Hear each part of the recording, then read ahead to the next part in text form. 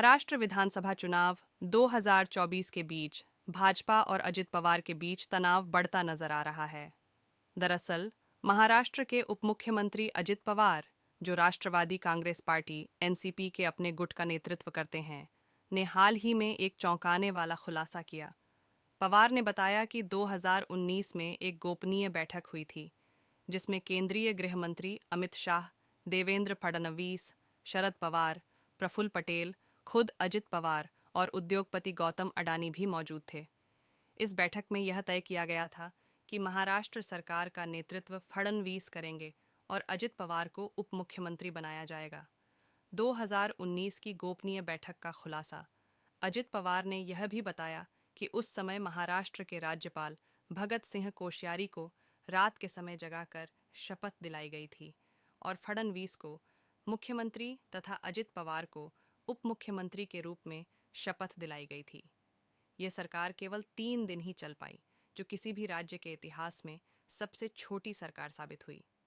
अजित पवार द्वारा इस बैठक का खुलासा करने से भाजपा को बड़ा झटका लगा है, क्योंकि विपक्ष लंबे समय से भाजपा पर अडानी के प्रभाव का आरोप लगाता आ रहा है। भाजपा के लिए संकट इस खुलासे ने भाजपा को असहज कर दिया है। शरद पवार, जो अजित पवार के चाचा हैं, पहले ही आरोप लगा चुके थे कि फडणवीस झूठ बोल रहे थे, जब उन्होंने कहा था कि शरद पवार इस सरकार के गठन की प्रक्रिया में शामिल थे। लेकिन अब अजित पवार ने खुद यह स्पष्ट कर दिया कि शरद पवार इस पूरी प्रक्रिया में शामिल थे, जिससे विपक्षी महाविकास आघाड़ी के लिए भी मुश्किलें बढ़ गई हैं। शरद पवार की अडानी के साथ नज़दीकी रिश्तों के कारण महाविकास आघाड़ी की स्थिति भी अब सवालों के घेरे में आ गई है। अजित पवार और भाजपा के रिश्ते में खटास। अजित पवार और भाजपा के रिश्ते पहले ही विधानसभा चुनाव के लिए सीटों के वितरण को लेकर खराब हो चुके थे, खासकर जब अजित पवार ने भाजपा की चेतावनियों के बावजूद नवाब मलिक को मंखुर्द शिवाजी नगर से टिकट देने का निर्णय लिया, जिन पर भाजपा ने दाऊद इब्राहिम से संबंधों का आरोप लगाया था। इसके साथ ही अजित पवार ने नवाब मलिक की बेटी सना को अनुशक्ति नगर से टिकट देने का फैसला भी किया। भाजपा के लिए अजित पवार बने संकट। भाजपा के साथ अजित पवार का गठबंधन अब पार्टी के लिए एक बड़ा बोझ बन चुका है। भाजपा द्वारा पहले अजित पवार पर 70,000 करोड़ रुपए के सिंचाई घोटाले में शामिल होने का आरोप लगाया गया था और पीएम मोदी ने भी इस मामले को लेकर कड़ी टिप्पणी की थी। इन सब आरोपों और आलोचनाओं के बीच अजित पवार ने विधानसभा चुनाव के ठीक पहले अडानी के घर हुई उस गोपनीय बैठक का खुलासा कर भाजपा को उलझन में डाल दिया। चरणबद्ध तरीके से भाजपा अजित पवार को एक राजनीतिक बोझ मानने लगी है और अगर विधानसभा चुनाव के बाद भाजपा सरकार बनाने की स्थिति में आती है तो अजित पवार को इस गठबंधन से बाहर कर दिया जा सकता है। इस समय भाजपा अजित पवार से जल्दी छुटकारा पाना चाहती है, क्योंकि उनका भविष्य पार्टी के लिए एक लायबिलिटी साबित हो सकता है। महाराष्ट्र में आगामी विधानसभा चुनावों में अजित पवार का यह खुलासा भाजपा के लिए एक बड़ा सिरदर्द बन सकता है। राजनीतिक गलियारों में ताज़ा बयानों और खुलासों के बीच यह कहना मुश्किल है कि भाजपा और अजित पवार के रिश्ते कितने समय तक चलेंगे। चुनावी समीकरणों के हिसाब से यह संघर्ष और भी गहरा सकता है। महाराष्ट्र विधानसभा चुनाव के बीच उत्तर प्रदेश द्वारा दिया गया नारा बटेंगे तो कटेंगे जोर शोर से गूंज रहा है। साथ ही इस नारे पर महाराष्ट्र में सियासत भी तेज हो गई है। दरअसल इस नारे पर महायुति के नेताओं के बीच ही तकरार है। कोई इसे सही बता रहा है तो कोई कहता है ऐसे नारों की कोई ज़रूरत नहीं है। इस बीच बीजेपी की वरिष्ठ नेता पंकजा मुंडे ने भी इसका समर्थन नहीं किया है। द इंडियन एक्सप्रेस को दिए एक इंटरव्यू में बीजेपी की एमएलसी पंकजा मुंडे ने कहा, सच कहूँ तो मेरी राजनीति अलग है। मैं सिर्फ इसलिए इसका समर्थन नहीं करूँगी क्योंकि मैं उसी पार्टी से हूँ। मेरा मानना है कि हमें सिर्फ विकास पर काम करना चाहिए। एक नेता का काम इस धरती पर रहने वाले हर व्यक्ति को अपना बनाना है, इसलिए हमें महाराष्ट्र में इस तरह का कोई मुद्दा लाने की ज़रूरत नहीं है। पंकजा मुंडे से पहले महायुति में शामिल राष्ट्रवादी कांग्रेस पार्टी के प्रमुख अजित पवार भी इस नारे का विरोध कर चुके हैं। उनका कहना है कि महाराष्ट्र में बटेंगे को कटेंगे नारा काम नहीं करेगा। उन्होंने पिछले हफ्ते कहा, मैं यह कई बार कह चुका हूँ कि यह महाराष्ट्र में काम नहीं करेगा। हो सकता है यह यूपी, झारखंड या अन्य जगहों पर काम करता हो। पंकजा मुंडे को साइडलाइन करने का आरोप बता दें कि पंकजा मुंडे बीजेपी के बड़े नेता रहे दिवंगत गोपीनाथ मुंडे की बेटी हैं। उनके समर्थक मानते हैं कि बीजेपी के इस युग में पंकजा मुंडे को साइडलाइन कर दिया गया है। हालांकि पंकजा मुंडे की विरासत की वजह और उनके बड़े ओबीसी चेहरा होने की वजह से पार्टी उन्हें नज़रअंदाज नहीं कर सकती। पंकजा हाल ही में हुए लोकसभा चुनाव में अपनी सीट पर चुनाव हार गईं। इसके बाद बीजेपी ने उन्हें एमएलसी पद दिया। महायुति में हुए समझौते की वजह से मुंडे परिवार की परली सीट एनसीपी को मिली है और एनसीपी ने यहां पंकजा के चचेरे भाई धनंजय मुंडे को चुनाव मैदान में उतारा है। 2019 में आमने सामने लड़े थे पंकजा और धनंजय। साल 2019 के चुनाव में परली सीट से पंकजा और धनंजय आमने सामने लड़े थे। इस सीट पर धनंजय को जीत हासिल हुई थी। हालांकि पंकजा ने अब कहा है कि उन्हें दुख होता है कि बीजेपी परली सीट से चुनाव नहीं लड़ रही, लेकिन उन्होंने बीजेपी कार्यकर्ताओं से अपील की है कि वो एनसीपी को वोट दें। महाराष्ट्र चुनाव से पहले एनसीपी नेता अजित पवार ने बड़ा खुलासा किया है। बताया कि जिस वक्त बीजेपी और एकनाथ शिंदे मिलकर सरकार बना रहे थे, उस वक्त हम भी पूरी तरह तैयार थे। हम सरकार बनाने वाले थे। सारे विधायकों के सिग्नेचर कराए लिए गए थे, लेकिन ऐन वक्त पर कुछ ऐसा हुआ कि हम सरकार में शामिल नहीं हो पाए। अजित पवार ने यह भी बताया कि क्यों उन्हें अलग होने की जरूरत पड़ी। नासिक में एक चुनावी सभा को संबोधित करते हुए अजित पवार ने कहा, उस वक्त कुछ राजनीतिक स्थिति बनी थी। तब एकनाथ शिंदे ने एक भूमिका निभाई और फिर सरकार में चले गए। एकनाथ राव और देवेंद्र फडणवीस ने मिलकर सरकार बनाई। उसी समय हमारे सभी एनसीपी विधायकों ने भी निर्णय लिया था। हमने सिग्नेचर भी कर दिए थे। दिलीप बुनकर, नरहरि जिरवाल, माणिकराव कोकाटे, सरोज अहिरे और छगन भुजबल और नितिन पवार समेत सभी विधायकों के सिग्नेचर हमारे पास थे। लेकिन तभी कुछ ऐसी घटनाएं घटीं कि संभव नहीं हो पाया। तो शरद पवार को पता था? अजित पवार का यह दावा काफ़ी महत्वपूर्ण है, क्योंकि उनके दावे की माने तो शरद पवार को इसके बारे में जानकारी थी, क्योंकि इसके काफ़ी दिनों बाद एनसीपी में विभाजन हुआ और अजित पवार अभी जिन लोगों के नाम ले रहे हैं, वे सारे लोग शरद पवार का साथ छोड़कर अजित पवार के साथ चले गए थे।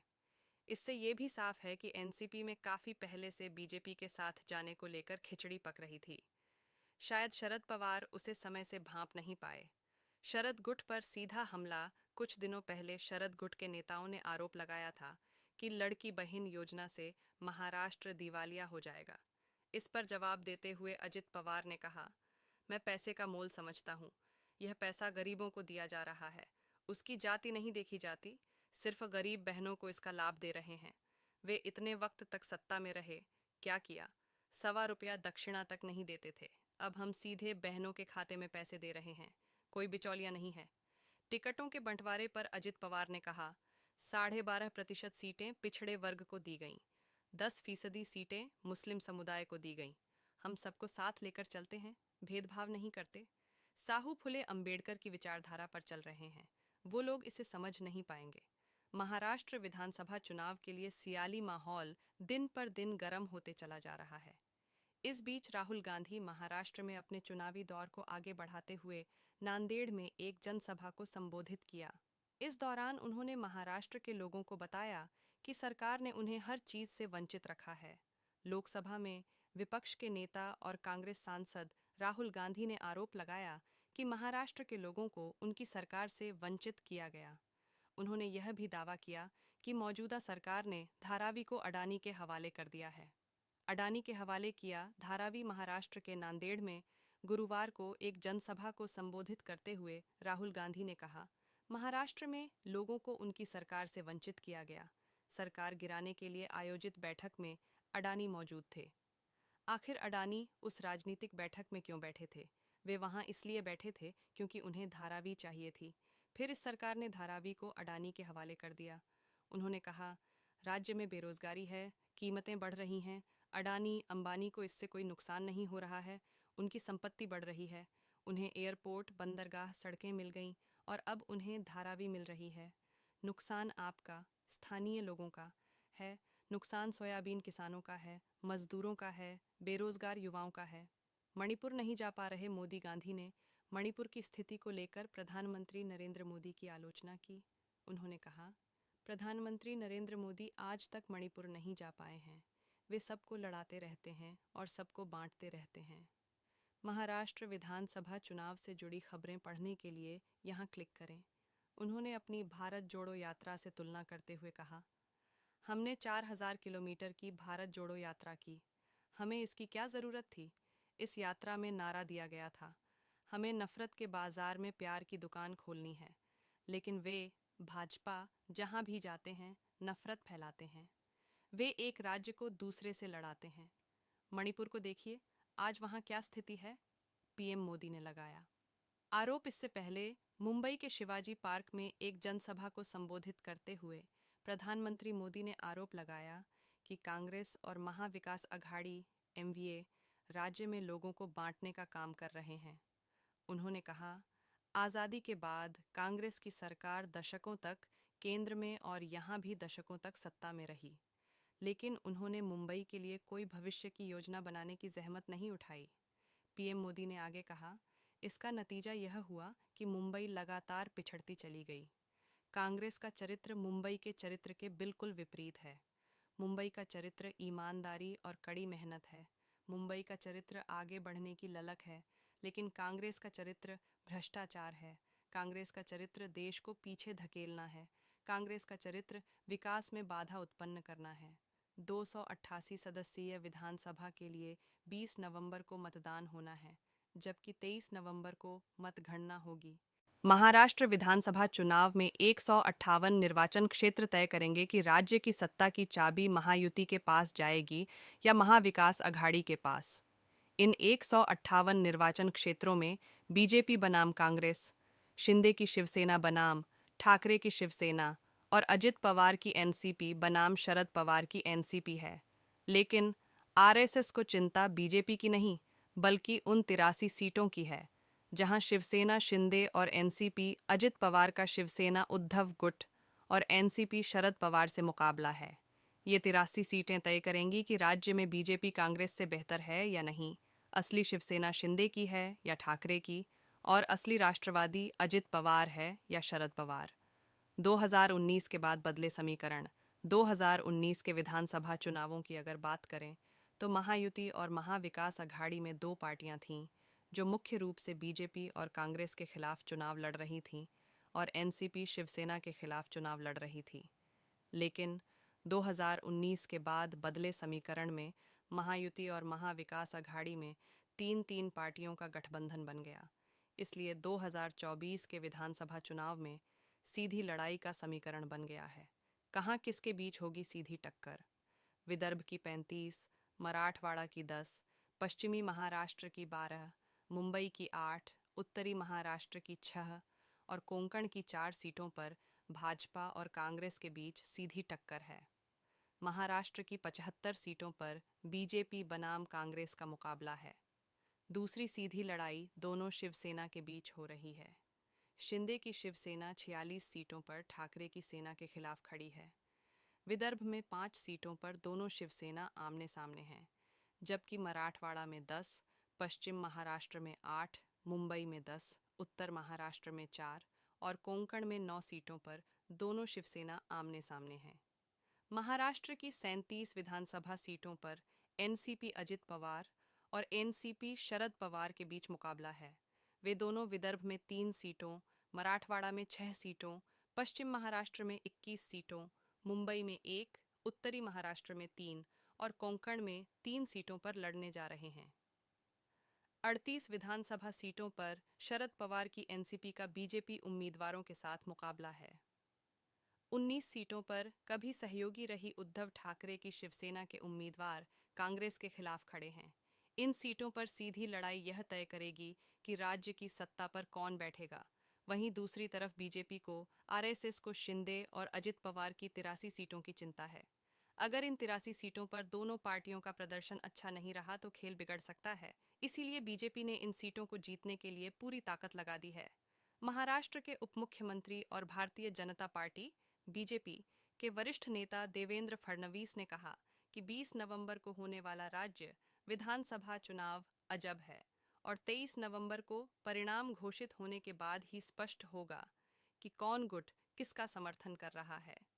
यहाँ पत्रकारों के एक समूह से बातचीत में फडणवीस ने कहा कि मुख्यमंत्री एकनाथ शिंदे की शिवसेना अजित पवार के नेतृत्व वाली राष्ट्रवादी कांग्रेस पार्टी राकांपा और भाजपा के गठबंधन महायुति को कांग्रेस उद्धव ठाकरे के नेतृत्व वाली शिवसेना यूबीटी और शरद पवार के नेतृत्व वाली राकांपा एसपी पर बढ़त हासिल है। फडणवीस ने कहा कि ये चुनाव अजीब हैं। हमें नतीजों के बाद ही पता चलेगा कि कौन किसके साथ है। महायुति के भीतर भी आंतरिक विरोधाभास है। उन्होंने दावा किया कि एमवीए को भी इसी तरह की स्थिति का सामना करना पड़ रहा है। फडणवीस ने कहा कि उनकी पार्टी का नारा बंटेंगे तो कटेंगे विपक्षी महाविकास आघाड़ी एमवीए के चुनाव प्रचार अभियान के जवाब में गढ़ा गया है। भाजपा नेता ने दावा किया कि उनके सहयोगियों अशोक चव्हाण और पंकजा मुंडे के साथ साथ उप मुख्यमंत्री अजित पवार इसके मूल अर्थ को समझने में विफल रहे। महाराष्ट्र में 20 नवंबर को होने वाले विधानसभा चुनाव के प्रचार अभियान में उत्तर प्रदेश के मुख्यमंत्री योगी आदित्यनाथ द्वारा बार बार इस्तेमाल किए जाने वाले इस नारे ने विपक्ष को इसकी निंदा करने के लिए एकजुट कर दिया है। विपक्ष का दावा है कि इस नारे के सांप्रदायिक निहितार्थ हैं, जबकि सत्तारूढ़ गठबंधन के कुछ नेताओं ने भी इस पर आपत्ति जताई है। बातचीत के दौरान फडणवीस ने कहा कि बंटेंगे तो कटेंगे कांग्रेस नीत महाविकास आघाड़ी के विभाजनकारी चुनाव प्रचार अभियान के जवाब में गढ़ा गया नारा है। इस नारे का मूल संदेश यह है कि सभी को एक साथ रहना होगा। फडणवीस ने कहा कि इस नारे का मतलब यह नहीं है कि हम मुस्लिमों के खिलाफ हैं। हमने यह नहीं कहा कि लाड़की बहन योजना का लाभ मुस्लिम महिलाओं को नहीं दिया जाएगा। उन्होंने दावा किया कि बंटेंगे तो कटेंगे भी कांग्रेस और एमवीए की तुष्टीकरण राजनीति का जवाब है। उन्होंने लोकसभा चुनाव के दौरान वोट जिहाद का प्रयोग किया और मस्जिदों में पोस्टर लगाए गए जिसमें लोगों से एक विशेष पार्टी को वोट देने का आग्रह किया गया। यह किस तरह की धर्मनिरपेक्षता है? फडणवीस ने कहा कि कांग्रेस नेता राहुल गांधी द्वारा संविधान की लाल कवर वाली प्रति का लहराना एक लातिन अमेरिकी देश में अराजकतावादी ताकतों के अभियानों से चुराई गई अवधारणा है। खाली थे राहुल गांधी की संविधान के प्रति के पन्ने। उन्होंने कहा कि यह अवधारणा विपक्ष पर प्रतिकूल प्रभाव डाल रही है, खासकर तब जब नागपुर में कांग्रेस की एक रैली में यह खुलासा हुआ कि संविधान की जिस प्रति को राहुल गांधी लहरा रहे थे उसके अंदर के पन्ने खाली हैं। फडणवीस ने कहा कि यह अवधारणा एक लातिन अमेरिकी देश से चुराई गई है जहां अराजकतावादी ताकतों को साथ लेकर चुनाव लड़ा गया था और इसमें संविधान की प्रतियां लहराई गई थीं। यह कांग्रेस की मूल अवधारणा नहीं है। महाराष्ट्र विधानसभा चुनाव का प्रचार प्रसार अपने चरम पर है। महाराष्ट्र की सियासत का सिकंदर बनने के लिए जोर आजमाइश हो रही है। एक ओर महायुति सत्ता बरकरार रखने को बेताब है तो दूसरी ओर एमवीए बाजी पलटने के लिए दमखम लगा रहा है। इस बीच महायुति में साथ साथ होने के बावजूद मंच पर 7 तस्वीरें नहीं दिख रही हैं। जी हां, महायुति सरकार में शामिल अजित पवार गुट की एनसीपी ने पीएम मोदी की मुंबई रैली में हिस्सा नहीं लिया। न तो अजित पवार पीएम मोदी की रैली में शामिल हुए और न ही उनकी पार्टी का कोई दिग्गज नेता शामिल हुआ। दरअसल पीएम मोदी ने गुरुवार को मुंबई के शिवाजी पार्क मैदान में एक जनसभा को संबोधित किया। इस रैली में अजित पवार शामिल नहीं हुए। तुर्रा तो यह कि उनकी पार्टी एनसीपी का भी कोई दिग्गज नेता शामिल नहीं हुआ। हालांकि शिंदे गुट की शिवसेना और अट्ठावले की पार्टी के सीनियर नेता मौजूद रहे। डिप्टी सीएम होने के बावजूद पीएम मोदी की रैली में अजित पवार का न शामिल होना कई सवाल खड़े कर रहा है। भाजपा के साथ गठबंधन में होने के बावजूद अजित पवार की गैर मौजूदगी के कई मायने तलाशे जा रहे हैं। महायुति में दरार तो नहीं? अजित पवार लगातार ऐसे संकेत दे रहे हैं जिससे लग रहा है कि महायुति में सब कुछ सही नहीं चल रहा है, या फिर महायुति के दलों के बीच कहीं न कहीं दरार आ चुकी है। अजित पवार ने पहले नवाब मलिक के लिए भाजपा और देवेंद्र फडणवीस से सीधे तौर पर पंगा लिया। भाजपा और फडणवीस के ऐतराज के बावजूद अजित पवार ने नवाब मलिक को टिकट दिया। इसके बाद सीएम योगी और भाजपा के बटेंगे तो कटेंगे नारे का भी खुलकर विरोध किया। अब अजित पवार ने पीएम मोदी की रैली से भी किनारा कर लिया। ये कुछ ऐसे संकेत हैं जिससे साफ पता चल रहा है कि अजित पवार के मन में कुछ और ही खिचड़ी पक रही है। अजित पवार की क्या मजबूरी? अब सवाल है कि आखिर अजित पवार ऐसा कर क्यों रहे हैं? इसकी वजह लोकसभा चुनाव के नतीजे हैं। लोकसभा चुनाव में अजित की एनसीपी का हाल अच्छा नहीं रहा था। मुस्लिम वोटरों ने साथ नहीं देता था। अजित पवार को डर है कि कहीं उनसे फिर मुस्लिम वोटर खिसक न जाएं। यही वजह है कि भाजपा विरोध के बावजूद उन्होंने नवाब मलिक और उनकी बेटी सना मलिक को मैदान में उतारा है। इतना ही नहीं, अजित पवार की एनसीपी ने बाबा सिद्दीकी के बेटे जीशान सिद्दीकी को भी टिकट दिया। मुस्लिम वोटर नाराज न हो जाएं, इसलिए अजित पवार सीएम योगी के बटेंगे तो कटेंगे नारे का भी खुलकर विरोध कर रहे हैं। महाराष्ट्र में 20 नवंबर को वोटिंग है और 23 को रिजल्ट आएंगे। महाराष्ट्र विधानसभा चुनाव को लेकर प्रचार तेज हो गया है। उप मुख्यमंत्री अजित पवार अपने विधानसभा क्षेत्र बारामती में लगातार जनसंपर्क साध रहे हैं, मगर चर्चाएं ऐसी भी हो रही हैं कि महागठबंधन की सहयोगी बीजेपी के कार्यकर्ता प्रचार में नजर नहीं आ रहे। इसे लेकर कई तरह की बातें होने लगी हैं। बारामती में भाजपा कार्यकर्ताओं ने तटस्थ रुख अपनाया हुआ है।